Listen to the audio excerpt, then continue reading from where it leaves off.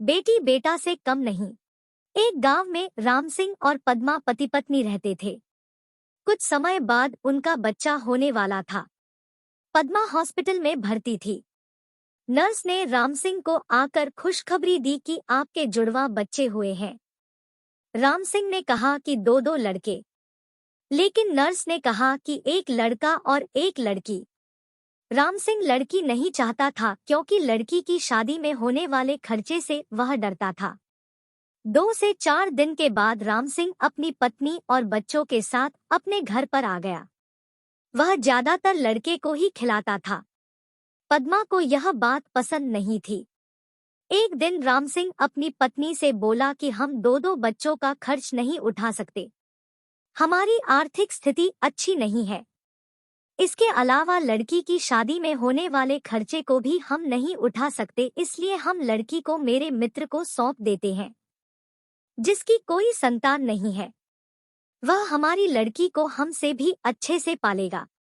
पद्मा ने अपनी लड़की को देने से मना किया, लेकिन राम सिंह के कहने पर दुखी मन से उसने अपनी लड़की को राम सिंह को सौंप दिया। राम सिंह ने लड़की को अपने मित्र व उनकी बीवी को सौंप दिया। बच्चा पाकर वह बहुत खुश हुए। इसके बाद समय बीतता गया। राम सिंह अपने लड़के को अच्छे से पाल रहा था और उसकी हर इच्छा को पूरा करता था। लड़का जब 20 वर्ष का हुआ तो उसने राम सिंह से बाइक दिलाने की जिद की। राम सिंह ने अपनी बीवी के गहने बेचकर उसको बाइक दिला दी। कुछ समय बाद उसने अपने लड़के के लिए खेत बेचकर एक दुकान खुलवा दी, जिससे वह कुछ कमाने लग गया। फिर कुछ समय बाद उसकी शादी भी करा दी। शादी के बाद राम सिंह के लड़के का व्यवहार बदल गया। वह अपने पिता से बोला, आप मेरे ससुराल वालों को ताना मत मारा करो। रोज रोज वह किसी बात पर अपने माँ बाप से झगड़ा करता था। एक दिन उसने राम सिंह और पद्मा दोनों को ही उन्हीं के घर से निकाल दिया। बहुत समझाने पर भी वह नहीं माना। राम सिंह और उसकी पत्नी एक मंदिर में गए।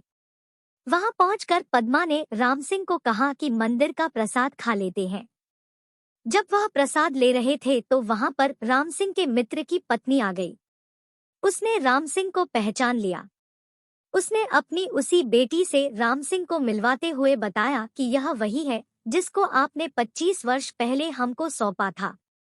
आज यह एक डॉक्टर है और वृद्धाश्रम भी चलाती है। राम सिंह और पद्मा अपनी बेटी से मिलकर बहुत खुश हुए और अपनी सारी बात अपनी बेटी को बताई। इसके बाद वह बोली कि अब आप दोनों मेरे साथ ही रहेंगे।